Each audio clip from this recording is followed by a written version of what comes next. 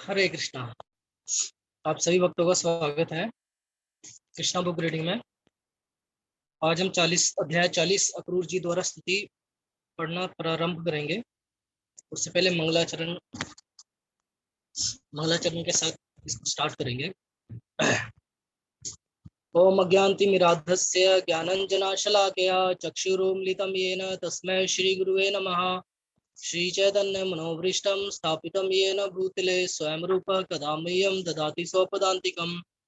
वन्देऽहं श्रीगुरो श्रीयुतपदकमलं श्रीगुरून् वैष्णवांश श्रीरूपं साग्रजातं सगणरघुनाथान्वितं तं सजीवं साद्वैतं सावधूतं परिजनसहितं कृष्णचैतन्यदेवं श्रीराधा कृष्णपादान् सहगण ललिता श्री विशाखान्वितांश नमो विष्णुपादाय कृष्णपृष्ठाय भूतले श्रीमते भक्ति वेदांत स्वामिनीति नामिने नमस्ते सारस्वते देव गौरवाणी प्रचारिणे निर्विशेष शून्यवादी पाश्चात्य देशतारिणे।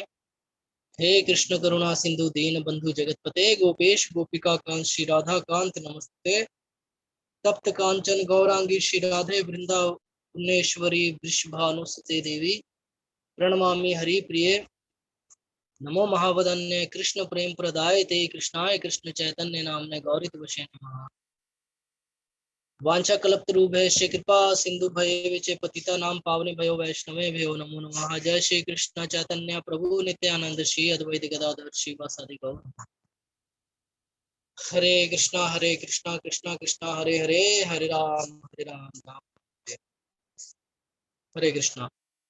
सही भक्तों का स्वागत है। मैंने स्क्रीन शेयर कर दी थी अक्रूर जी द्वारा स्तुति। तो माता जी इसमें से कोई पढ़ना चाहेगा?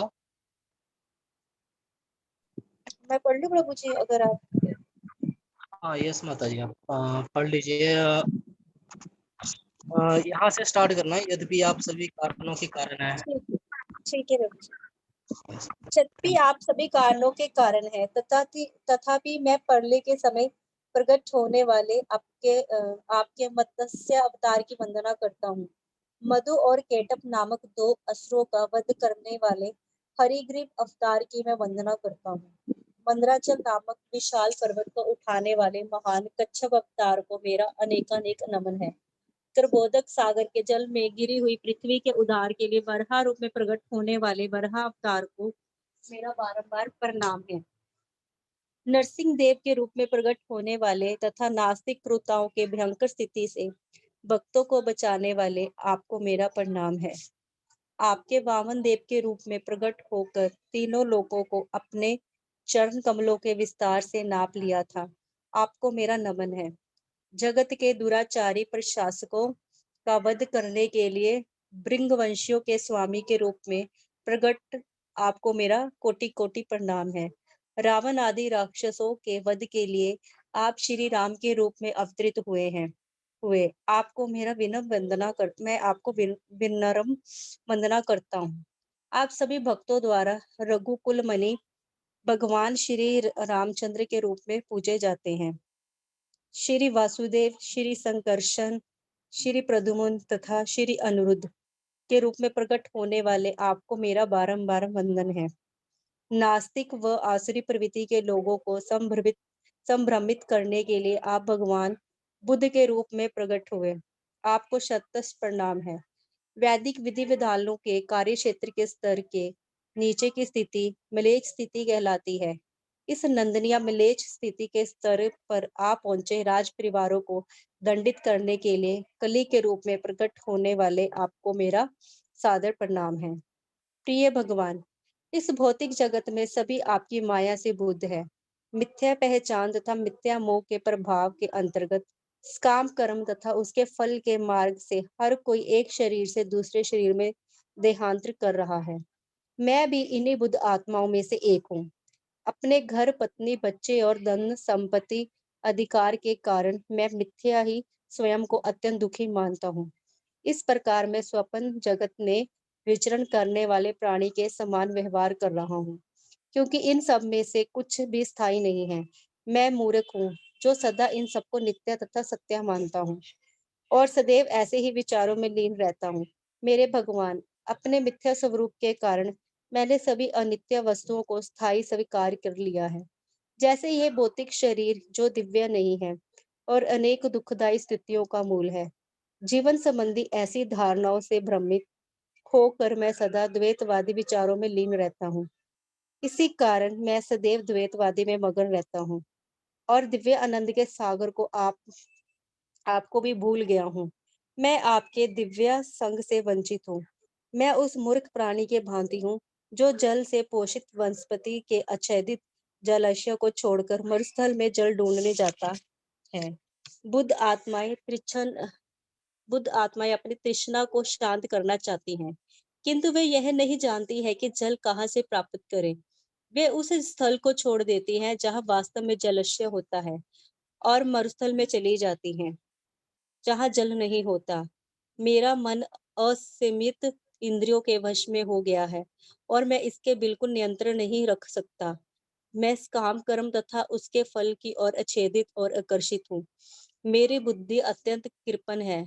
मेरे भगवान, भौतिक अस्तित्व की बुद्ध स्थिति में रहने वाला व्यक्ति आपके चरण कमलों की महिमा नहीं समझ सकता, किंतु किसी प्रकार में आपके पद पदा पद पाद पदों के निकट आ गया हूँ और इसे अपने ऊपर आपकी हेतु की दया ही समझता हूँ।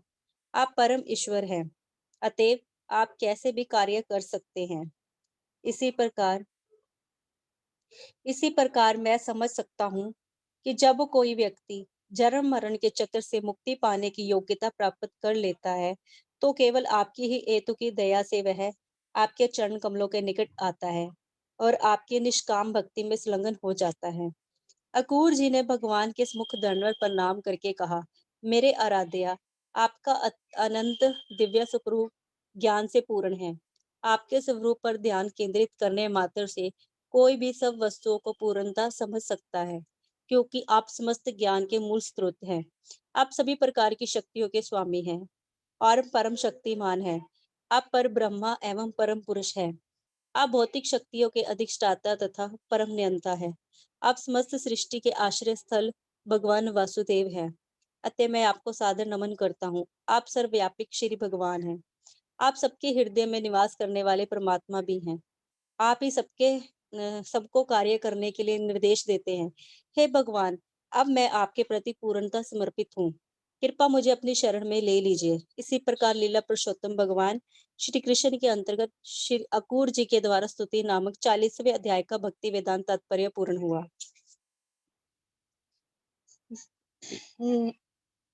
नेक्स्ट चैप्टर है 41 41 श्री कृष्ण का मथुरा में प्रवेश। जब अकूर जी श्री भगवान की स्तुति कर रहे थे, भगवान जल में उसी प्रकार अंतर ध्यान हो गए जैसे कोई कुशल अभिनेता अपनी वेशभूषा परिवर्तित करके अपने मूल रूप में आ जाता है। विष्णु मूर्ति के अंतर्ध्यान होने के पश्चात अपनी शेष पूजा समाप्त करके वे श्री कृष्ण तथा बलराम जी के रथ के समीप गए और वे आश्चर्यचकित हो गए। श्री कृष्ण ने उनसे पूछा कि क्या उन्हें जल अथवा गगन में किसी अद्भुत वस्तु के दर्शन हुए थे। अकूर जी ने कहा, प्रिय भगवान, चाहे आकाश में हो, धरती पर अथवा जल में, इस जगत में होने वाली सभी अद्भुत घटनाएं वस्तुतः आप ही के विश्व रूप में प्रकट हो रही हैं। अतएव जब मैंने आपके दर्शन कर लिए, तब कौन सी अद्भुत वस्तु मुझसे अनदेखी रह गई। यह कथन इस वैदिक निष्कर्ष की पुष्टि करता है कि जिसने श्री कृष्ण को जान लिया है, उसने सब कुछ जान लिया है, तथा जिसने श्री कृष्ण के दर्शन कर लिए हैं, उसने चाहे कैसी भी अद्भुत वस्तु हो, सबके दर्शन कर लिए हैं। अकूर जी ने आगे कहा, मेरे आराध्या देव, आप दिव्य स्वरूप से अधिक अद्भुत और कुछ आपके दिव्य स्वरूप से अधिक अद्भुत और कुछ नहीं हो सकता। जब मैंने आपके दिव्य रूप के दर्शन कर लिए, तब देखने को और शेष रह ही क्या। यह कहने के उपरांत अकूर जी ने तत्काल रथ को चला दिया। सूर्यास्त तक वे मथुरा नगर की सीमा के निकट पहुंच गए। वृंदावन से मथुरा के मार्ग में सभी पथिक जिन्होंने श्री कृष्ण और बलराम के दर्शन किए, विवश होकर बारंबार उनको निहारने लगे। इसी बीच नंद तथा उपनंद के नेतृत्व में वृंदावन के अन्य नागरिक वनों को पार करके पहले से ही मथुरा पहुंच चुके थे। वे श्री कृष्ण तथा बलराम जी के आगमन की प्रतीक्षा कर रहे थे। मथुरा में प्रवेश द्वार पर पहुंचकर श्री कृष्ण तथा बलराम जी रथ से उतर गए तथा विनीत भाव से अक्रूर जी से हाथ मिलाकर बोले, अब आप घर जा सकते हैं, क्योंकि हम अपने साथियों के साथ थोड़ी देर बाद मथुरा में प्रवेश करेंगे। अक्रूर जी ने उत्तर दिया, प्रिय भगवान, आपको छोड़कर मैं अकेला मथुरा नहीं जा सकता हूँ। मैं आपका शरणागत दास हूँ। कृपया इस प्रकार मेरा त्याग करने का प्रयास ना कीजिए। कृपया आप अपने ज्येष्ठ भ्राता और ग्वाल बाल सखाओं सहित मेरे साथ आकर मेरे घर को पावन कीजिए। प्रिय प्रभु, यदि आप आएंगे तो आपके चरण कमल की रज से मेरा घर पवित्र हो जाएगा। आपके पद कमलों से निकला श्वेत जल पसीना गंगा नाम से प्रसिद्ध है, और वह अग्नि, वह अन्य देवताओं तथा समस्त पितरों सहित प्रत्येक वस्तु को वाहन कर देता है। बलि महाराज केवल आपके पद पदा पर खार कर प्रसिद्ध हो गए तथा गंगा जल के संपर्क में आने के कारण उन्हें स्वर्गलोक में स्थान मिला, और उन्होंने समस्त संसारिक ऐश्वर्य का भोग किया और अनंत सर्वोच्च तथा दुर्लभ मुक्ति प्राप्त की। गंगा जल न केवल तीनों लोकों को पावन करता है, अपूत शिव जी भी उसे शीश पर धारण करते हैं। भगीरथ के पूर्वज इस जल से पवित्र होकर स्वर्ग लोकों में को सिधारे। हे देवताओं के आराध्य देव, हे समस्त ब्रह्मांड के स्वामी, आपकी दिव्य लीलाओं के श्रवण मात्र से मनुष्य शुद्ध हो सकता है। हे परम नारायण, जिनकी स्तुति उत्तम श्लोकों से की जाती है, मेरा आपको कोटि कोटि प्रणाम है। यह सुनकर श्री कृष्ण ने उत्तर दिया, अक्रूर जी, युद्धवंश से द्वेष रखने वाले सभी असुरों का वध करने के उपरांत मैं अपने ज्येष्ठ भ्राता बलराम जी के साथ अवश्य ही आपके घर आऊंगा। इसी प्रकार मैं अपने सभी संबंधियों को प्रसन्न करूंगा। श्री कृष्ण के इन वचनों को सुनकर अक्रूर जी किंचित निराश हो गए, किंतु वे भगवान की आज्ञा का उल्लंघन नहीं कर सके। अतएव उन्होंने मथुरा में प्रवेश किया और कंस को श्री कृष्ण के आगमन की जानकारी देने के पश्चात अपने घर चले गए। अक्रूर जी के प्रस्थान के पश्चात श्री कृष्ण, बलराम जी तथा ग्वाल बालों ने नगर दर्शन के हेतु मथुरा में प्रवेश किया। उन्होंने देखा कि मथुरा का प्रवेश द्वार उच्च कोटि की स्फटिक शिला अर्थात संगमर से अत्यंत सुड सुदृढ़ सुदृढ़- सुगढ़ता से निर्मित था तथा उसके गोपर द्वार शुद्ध कंचन से बने थे। चारों ओर सुंदर उपवन उपवन थे। नगर के चारों तरफ नहरें फैली हुई थी, जिससे कोई शत्रु सरलता से नगर में प्रविष्ट न हो सके। उन्होंने देखा कि नगर के सभी चौराहे स्वर्ण से अलंकृत थे और अन्न इकट्ठा करने के लिए तांबे और पित्तल के गोदाम थे। वहां बहुत से धनी लोगों के घर भी थे, जो एक जैसे दिखते थे और ऐसे प्रतीत होते थे मानो एक ही शिल्पी ने उनका निर्माण किया हो। घरों की सज्जा मूल्यवान रत्नों से की गई थी तथा प्रत्येक घर में फूलों तथा वृक्षों से युक्त प्रांगण थे। घरों की वाटिकाएं, मार्ग और बरामदे रेशमी वस्त्रों तथा रत्नों व मोतियों की कढ़ाई से अलंकृत थे। छज्जे के झरोखे के समक्ष कबूतर कबूतर तथा मोर बोल रहे थे और विचरण कर रहे थे। नगर के भीतर सभी अन्य विक्रेताओं की दुकानें भांति भांति के पुष्पों, मालाओं, कोमल दुर्वा तथा खिलते हुए गुलाबों जैसे फूलों से अलंकृत थी। घरों के मुख्य द्वार पर जल से पूर्ण कलश सुशोभित थे तथा चारों ओर दधि चंदन का लेप तथा फूलों से मिश्रित तथा जल छिड़का हुआ था। जलते हुए दीपकों से सुशोभित अनेक आकार प्रकार से पुष्पों द्वारा की शोभा बढ़ा रहे थे। घरों के सभी द्वारों पर आम के नूतन पल्लवों तथा रेशमी ध्वजाओं का अलंकरण था। जब श्री कृष्ण, बलराम जी और ग्वाल बालों की मथुरा नगरी में उपस्थिति का समाचार फैला, तो सभी नागरिक वहां एकत्रित हो गए। मथुरा की नारियां एवं कन्याएं उनके दर्शनार्थ तत्काल घरों की छतों पर चढ़ गई। वे अत्यंत अधीरता से श्री कृष्ण और बलराम जी के आगमन की प्रतीक्षा कर रही थी। दोनों के दर्शकों की अथाह उत्सुकता के कारण उन्होंने उचित श्रृंगार भी नहीं किया। कुछ ने तो उल्टे सीधे वस्त्र धारण कर लिए कुछ नारियों ने केवल एक ही आंख में अंजन लगाया, तो कुछ ने एक पग में पायल बांधी और एक ही कर्णफूल पहना। इस प्रकार उचित श्रृंगार के बिना ही वे अत्यंत उतावली से श्री कृष्ण के दर्शनार्थ छतों पर आ गई। उनमें से कुछ भोजन कर रही थी, किंतु श्री कृष्ण और बलराम जी के नगर में आने का समाचार सुनकर वे भोजन त्याग कर अटारियों पर चढ़ गई। कुछ युवतियां स्नान घर में स्नान कर रही थी। वे स्नान समाप्त किए बिना ही श्री कृष्ण तथा बलराम जी के दर्शनों को चली आई। कुछ अपने शिष्यों को स्तनपान करवा रही थी, किंतु उन्होंने अपने शिष्यों की ओर एक और रख दिया और वे कृष्ण तथा बलराम को देखने चली गई। मंथर गति से जाते हुए सीमित मुख श्री कृष्ण ने तत्काल उनका मन हर लिया। लक्ष्मी के पति श्री कृष्ण उन बाजार में गजराज की भांति चल रहे थे।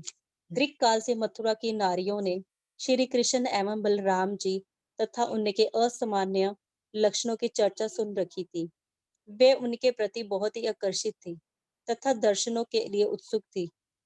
अब जब उन्होंने प्रत्यक्ष रूप से भगवान में जाते हुए मधु मुस्कान से युक्त श्री कृष्ण एवं बलराम जी के दर्शन किए, तो उनके भावोद्रेक की सीमा न रही। जब उन्होंने अपने नेत्रों से उनके प्रत्यक्ष दर्शन किए, तो दोनों को अपने हृदयों में ले जाकर अपनी मनोअभिलाषा के अनुसार उनका आलिंगन करने लगी। हर्ष से उनका रोमांच हो आया। उन्होंने श्री कृष्ण के विषय में श्रवण कर रखा था, किंतु उनके दर्शन नहीं किए थे। अब उनकी लालसा तृप्त हो गई थी। मथुरा के प्रसादों की अटारियों पर चढ़कर प्रसन्नचित स्त्रियां श्री कृष्ण और बलराम जी पर पुष्प वर्षा करने लगी। जब वे बंदूक गलियों में से जा रहे थे, तो पास पड़ोस के सभी ब्राह्मण पुष्प और चंदन लेकर बाहर आए और आदर पूर्वक नगर में उनका स्वागत किया। मथुरा वासियों को अचरज हुआ। प्रभु जी, आप स्क्रीन नहीं शेयर कर रहे?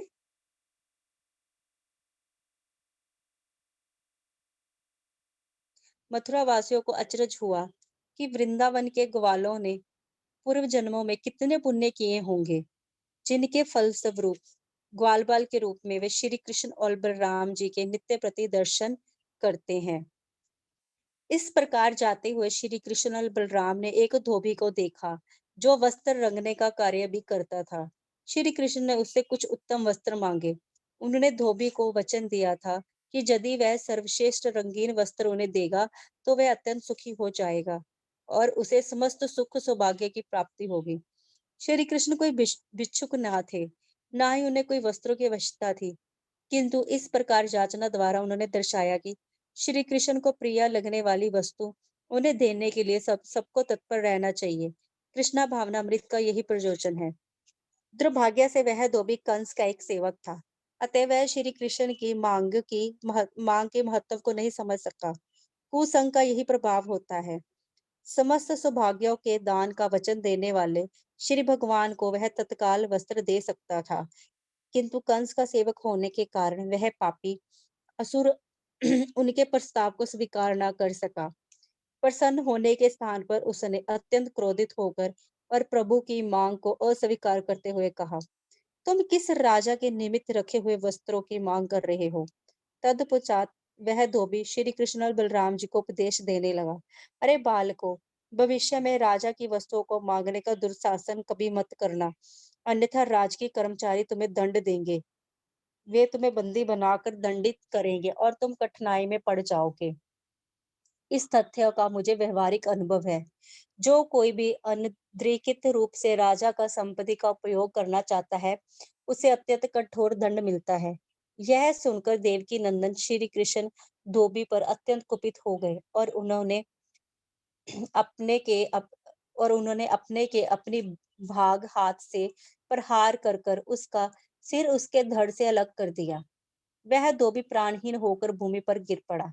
इस प्रकार श्री कृष्ण ने ब्रह्म संहिता के इस कथन की भी पुष्टि कर दी कि उनके शरीर का प्रत्येक अवयव उनकी रुचि के अनुसार प्रत्येक कार्य करने में समर्थ है। उन्होंने बिना कृपाण के मात्र अपने तमाचे से ही धोबी का सिर काट दिया। वह भगवान की सर्वशक्तिमता का प्रमाण है। यदि वे कुछ करना चाहते हैं, तो वह बिना किसी ब्रह्म सहायता से कर सकते हैं। इस भयानक घटना के पश्चात उस धोबी के कर्मचारी वस्त्र वहीं छोड़कर तत्काल इधर उधर चले गए। श्री कृष्ण और बलराम जी ने वस्त्रों को अधिकार में कर लिया और अपनी रुचि के अनुसार उन्हें धारण कर लिए। शेष वस्त्र उन्होंने ग्वाल बालों को दे दिए, जिन्हें उन्होंने अपनी इच्छा अनुसार पहन लिया। जिन वस्त्रों का उन्होंने उपयोग नहीं किया वे वहीं पर पड़े रहे। तत्पश्चात वह सब मुखिया एक पद आगे बढ़े। उसी बीच एक दर्जी ने सेवा का सुअवसर पहचान कर श्री कृष्ण और बलराम जी के लिए उस वस्त्र से उत्तम वस्त्र बनाए। इसी प्रकार उत्तम वस्त्रों को धारण करके श्री कृष्ण व और बलराम जी शुक्ल पक्ष की पूर्णिमा के दिन उत्तम तथा रंगीन वस्त्रों से सुसज्जित गजराजों के समान शोभायमान हो रहे थे। श्री कृष्ण उस दर्जी से अत्यंत प्रसन्न हुए और उसे सारूप्य मुक्ति का वरदान दिया। इसका अर्थ है कि इस देह को त्यागने के उपरांत वह मुक्त हो जाएगा और वैकुंठ लोक में उसे ठीक चतुर्भुज नारायण जैसा शरीर प्राप्त होगा। उन्होंने दर्जी को यह भी वर दिया कि जब तक वह जीवित रहेगा, इंद्रिय तृप्ति का आनंद उठाने के योग्य प्राप्त वैभव कमा सकेगा। इस घटना से श्री कृष्ण ने यह प्रमाणित कर दिया कि कृष्ण भावना भावित भक्त इंद्रिय भोगों अथवा भौतिक सुखों से वंचित नहीं रहते हैं। उन्हें इन सब के लिए भी प्राप्त अवसर मिलेगा, किंतु इस जीवन का अंत होने पर उन्हें वैकुंठ लोक, कृष्ण लोक अथवा गोलोक वृंदावन में प्रवेश करने की अनुमति मिलेगी। उत्तम वस्त्र धारण करने के पश्चात श्री कृष्ण एवं बलराम जी सुदामा नामक एक माली के पास गए। जिसे वह माली के घर के निक जैसी वह माली के घर के निकट पहुंचे, उसने अपने घर से बाहर आकर उनके चरणों में गिरकर अपना दंडवत प्रणाम अर्पित किया। उसने श्री कृष्ण एवं बलराम जी को उत्तम आसन दिया और अपने सहायक को चंदन का लेप, पुष्प तथा सुपारी लाने को कहा। माली के स्वागत से श्री कृष्ण अत्यंत संतुष्ट हो गए। माली ने अत्यंत विनम्र तथा विनीत भाव से भगवान की प्रार्थना की। उसने कहा, प्रिय भगवान, मेरे गृह में आपके पदार्पण से मेरे पितर और सभी पूज्य गुरुजन अत्यंत प्रसन्न हुए हैं और वह तर गए हैं। हे प्रभु, इस भौतिक सृष्टि के सभी कारणों के आप परम कारण हैं, किंतु पृथ्वी वासियों के कल्याण के लिए तथा अपने भक्तों की रक्षा एवं असुरों के नाश के लिए आप स्वांश सहित वहां अवतरित हुए हैं। समस्त जीवात्माओं के मित्र के रूप में आप सभी पर संभाव रखते हैं। आप परमात्मा है और आप शत्रु एवं मित्र के भेद नहीं करते। फिर भी आप भक्तों को उनकी भक्ति का विशेष फल देने को तत्पर रहते हैं। प्रिय भगवान, क्योंकि मैं आपका नित्य दास हूँ, अतः मैं आपसे प्रार्थना करता हूँ कि आप मुझे अपनी सेवा का अवसर प्रदान दें। यदि आपने मुझे अपनी सेवा का अवसर दिया, तो यह मेरे ऊपर महान अनुग्रह होगा। सुदामा माली श्री कृष्ण और बलराम जी को अपने घर में आया देखकर अपने मन में अत्यंत प्रसन्न था। अतः अपनी मनोकामना पूर्ण करने के लिए उसने भांति भांति के पुष्पों से 2 अति सुंदर माले बनाई और उन्हें भगवान को अर्पित किया। उसकी सच्ची सेवा से बलराम तथा श्री कृष्ण दोनों ही अत्यंत प्रसन्न हो गए। श्री कृष्ण ने माली के प्रति कृतज्ञता प्रदर्शित की और उसे वर दिया कि वे सदैव ही शरणागत आत्माओं के प्रति वात्सल्य भाव प्रकट करने तथा उन्हें वर देने के लिए तत्पर रहते हैं। जब माली से वर मांगने को कहा गया तो उसने भगवान से प्रार्थना की कि वह उसे अनंत काल तक भक्ति में अपना दास बनाए रहने दे, जिससे कि इस सेवा से वह सभी प्राणियों का कल्याण कर सके। इस बात से यह स्पष्ट होता है कि कृष्णा भावना अमृत में भगवान के भक्त को भक्ति में केवल अपनी ही प्रगति से संतुष्ट नहीं होना चाहिए, अपितु उसे दूसरों के कल्याण के लिए भी कार्य करने के लिए भी इच्छुक रहना चाहिए। वृंदावन वासियों के 6 गोस्वामियों ने इसी उदाहरण का अनुसरण किया है। अतएव उनकी स्तुति में भी कहा गया है, लोक का नाम हितकारिण्यों। वैष्णव अथवा भगवान के भक्त स्वार्थी नहीं होते। श्री भगवान से वरदान के रूप में वे जो भी लाभ प्राप्त करते हैं, वे उसे समस्त सभी प्राणियों में वितरित कर देना चाहते हैं। मानवता के कर्मों में यह सबसे महान कार्य है। माली से प्रसन्न होकर भगवान श्री कृष्ण ने न केवल उसे इच्छित वर दिया, अपितु उससे कहीं अधिक उसे समस्त संसारिक ऐश्वर्य, परिवार की संपन्नता, दीर्घ जीवन और भी भौतिक संसार में जो कुछ प्राप्त करने की उसके हृदय में अभिलाषा थी, वह सब उसे प्रदान किया। इसी प्रकार लीला पुरुषोत्तम श्री कृष्ण के अंतर्गत श्री कृष्ण का मथुरा में प्रवेश नामक 41वें अध्याय में भक्ति तात्पर्य पूर्ण हुआ।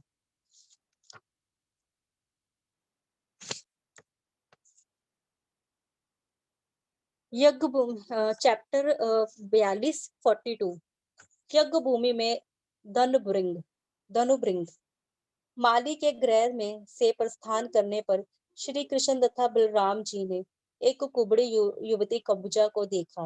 वह हाथ में चंदन के लेप का एक पात्र लेकर गली से जा रही थी। समस्त सुखों के सागर श्री कृष्ण उस कबूजा के विनोद करके अपने सभी सहयोगियों को हर्षित करना चाहते थे। श्री कृष्ण ने उसे संबोधित किया, हे तनवंगी, तुम कौन हो? तुम अपने हाथ में यह चंदन का लेप किसके लिए ले जा रही हो? मेरा विचार है कि तुम यह चंदन मुझे अर्पित कर दो। यदि तुम ऐसा करोगी तो तुम निश्चय ही अत्यंत सौभाग्यशाली बनेगी। श्री कृष्ण श्री भगवान है और वे कुब्जा के विषय में सब कुछ जानते थे। अपने इस प्रश्नों से उन्होंने यह अंगित किया कि एक असुर की सेवा करने में कोई लाभ नहीं। उत्तम यही है कि वह श्री कृष्ण एवं बलराम जी की सेवा करके अपनी सेवा का फल तत्काल पा ले। युवती ने श्री कृष्ण को उत्तर दिया, प्रिय श्याम सुंदर, हे कन्हैया, संभवत आपको पता ही होगा कि मैं कंस के यहाँ दासी का कार्य करती हूँ। मैं प्रतिदिन उसके लिए चंदन का लेप ले जाती हूँ। इस उत्तम वस्तु को उसे देने के कारण राजा मुझसे अत्यंत प्रसन्न है। किंतु अब मुझे ज्ञात हो गया है कि आप दोनों भाइयों से श्रेष्ठ हैं। आप दोनों भाइयों से श्रेष्ठ और कोई नहीं है जिसे यह चंदन का लेप अर्पित किया जा सके। श्री कृष्ण तथा बलराम जी के मनोहरी मुख, उनके वार्तालाप, उनके मंदहास तथा उनकी चिंतनवन आदि पर मगध होकर कुब्जा संतुष्टि एवं भक्ति से उनके शरीर पर चंदन का लेप करने लगी। दोनों दिव्य भ्राता श्री कृष्ण और बलराम नैसर्गिक रूप से अति सुंदर थे। उनका वर्ण अत्यंत मनोहरी था और उन्होंने उत्तम रंगीन वस्त्र धारण किए थे। उनके शरीर पहले से ही अत्यंत आकर्षक थे और जब कुब्जा ने उनके शरीर पर चंदन का लेप कर दिया तो वह और भी सुंदर दिखने लगे। श्री कृष्ण इस सेवा से अत्यंत प्रसन्न हो गए और सोचने लगे कि उसे क्या पारितोषिक दिया जाए। दूसरे शब्दों में, भगवान को कृष्ण करने के लिए कृष्णा भावना भावित भक्त को प्रेमा भक्ति में उनकी सेवा करनी पड़ती है। उनके प्रति दिव्य प्रेममय सेवा के अतिरिक्त श्री कृष्ण को प्रसन्न करने का कोई मार्ग नहीं है। इस प्रकार विचार करते हुए श्री कृष्ण ने कुब्जा के पैरों पर अपना पैर रखकर दबा दिया तथा उसके गालों को अपने हाथों से पकड़कर उसे सीधा करने के लिए एक झटका दिया। तत्काल ही कुब्जा विस्तृत नितंबो क्षीण कटी तथा सुंदर एवं सुस्पष्ट सतनों वाली एक सीधे शरीर वाली युवती बन गई। क्योंकि श्री कृष्ण कुब्जा की सेवा से प्रसन्न थे और उसे श्री कृष्ण के कर्ण कमलों का स्पर्श प्राप्त हुआ था, अतः वह नारियों में से सर्वश्रेष्ठ सुंदर बन गई। यह घटना दर्शाती है कि श्री कृष्ण की सेवा के द्वारा भक्त को तत्काल सर्वश्रेष्ठ गति प्राप्त हो जाती है। प्रत्येक दृष्टि से भक्ति में इतनी शक्ति है कि यदि कोई भक्त करता है वह सभी देवी गुणों से युक्त हो जाता है। श्री कृष्ण कुब्जा की ओर उसके सौंदर्य के कारण नहीं अपितु उसकी सेवा के कारण आकर्षित हुए। जैसे ही उसने भगवान की सेवा की वह उत्तम सुंदरी बन गई। कृष्णा भावित भक्त को सुंदर अथवा गुणवान होना आवश्यक नहीं। कृष्णा भावनामृत में संलग्न होने तथा कृष्ण की सेवा करने के उपरांत वह अत्यंत गुणवान तथा सुंदर हो जाता है। जब कुब्जा श्री कृष्ण के अनुग्रह से अनुपम सुंदर युवती बन गई तो वह संभाविक रूप से श्री कृष्ण के प्रति अत्यंत आभार मानने लगी। वह उनके सौंदर्य से आकर्षित भी हो गई। वह बिना हिचक से श्री कृष्ण से वस्त्र का पिछला छोर पकड़कर खींचने लगी। उसने भावभंगी पूर्ण मुस्कान की ओर से स्वीकार किया कि यह काम वासना से पीड़ित है उसे यह भी विस्मृत हो गया कि वह श्री कृष्ण के ज्येष्ठ भ्राता तथा सखाओं के सम्मुख गली में खड़ी है। उसने श्री कृष्ण के सम्मुख स्पष्ट प्रस्ताव रखा, मेरे प्रिय हे वीर, मैं इस प्रकार आपको नहीं छोड़ सकती। आपको मेरे घर चलना पड़ेगा। मैं आपके सौंदर्य के प्रति अत्यंत आकर्षित हूँ, अतः भली भांति आपका स्वागत करना चाहती हूँ। आप पुरुषों में सर्वश्रेष्ठ हैं। आप भी मुझ पर दयालु होइए। स्पष्ट शब्दों में उसने अपनी काम वासना तृप्त करने के लिए श्री कृष्ण से अपने घर चलने का प्रस्ताव किया। अपने ज्येष्ठ भ्राता बलराम की उपस्थिति में उसके इन वचनों को सुनकर श्री कृष्ण कंचित संकोच में पड़ गए। किंतु उन्हें ज्ञात हुआ कि युवती अत्यंत सरल स्वभाव की थी तथा उनके प्रति अत्यंत आकर्षित थी। अतएव उसके सुंदर शब्द सुनकर श्री कृष्ण केवल मुस्कुरा दिए। अपने ग्वालबाल सखाओं की ओर से दृष्टि करके उन्होंने उसे उत्तर दिया, हे सुंदरी, मैं तुम्हारे निमंत्रण से अत्यंत प्रसन्न हूँ और यहाँ का अन्य कार्य समाप्त करने करके मैं अवश्य ही तुम्हारे घर आऊंगा। मेरे समान अविवाहित तथा घर से दूर युवकों के लिए तुम्हारे समान सुंदरी ही संतुष्टि का एकमात्र साधन है। निश्चय ही तुम्हारे जैसी एक उपयुक्त